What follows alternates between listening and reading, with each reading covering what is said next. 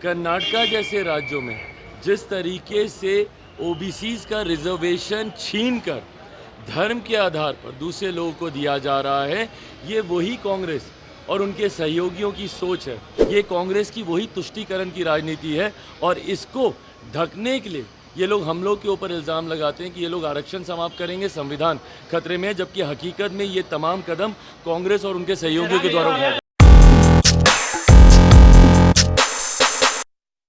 नमस्कार, निष्कर्ष भारत देख रहे हैं आप। आपके साथ मैं स्नेहा गुप्ता। चुनावी शंखनाद के बाद बिहार की सियासत के साथ साथ देश की सियासत भी गरमाई हुई नजर आ रही है, जहां एक तरफ सत्ता पक्ष और विपक्ष दोनों एक दूसरे पे हावी नजर आ रहा है, तो दूसरी तरफ अब देश की भी चर्चा हो रही है कि पूरे देश में आखिरकार मोदी सरकार ने क्या कुछ काम किया।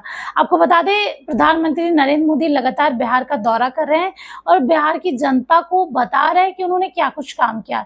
इसके साथ ही उन्होंने एक बयान दिया था, जिसके बाद लगातार सियासी गलियारों में खलबली मच चुकी है, चर्चाओं का विषय बन चुका है कि हमने कर्नाटका मॉडल की बात की थी और उस मॉडल को लेके हाई कोर्ट में भी काफी ज्यादा चर्चाएं हुई थी।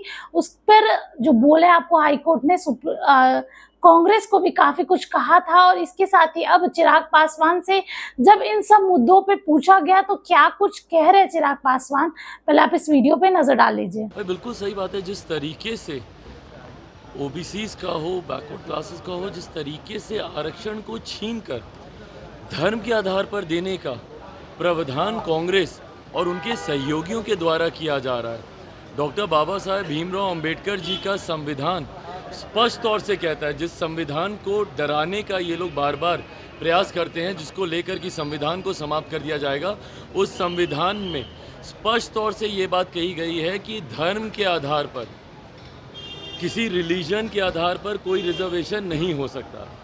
ऐसे में कर्नाटका जैसे राज्यों में जिस तरीके से ओबीसीज का रिजर्वेशन छीनकर धर्म के आधार पर दूसरे लोगों को दिया जा रहा है, ये वही कांग्रेस और उनके सहयोगियों की सोच है, जिसमें वो धीरे धीरे आरक्षण को समाप्त कर और किसी एक धर्म विशेष को आगे बढ़ाने का ये लोग सोच रख रहे हैं। जो इनके पूर्व प्रधानमंत्री आदरणीय मनमोहन सिंह जी के वक्तव्य में भी स्पष्ट तौर से उस वक्त कहा गया था कि देश के संसाधनों पर पहला अधिकार एक धर्म विशेष के लोगों का है।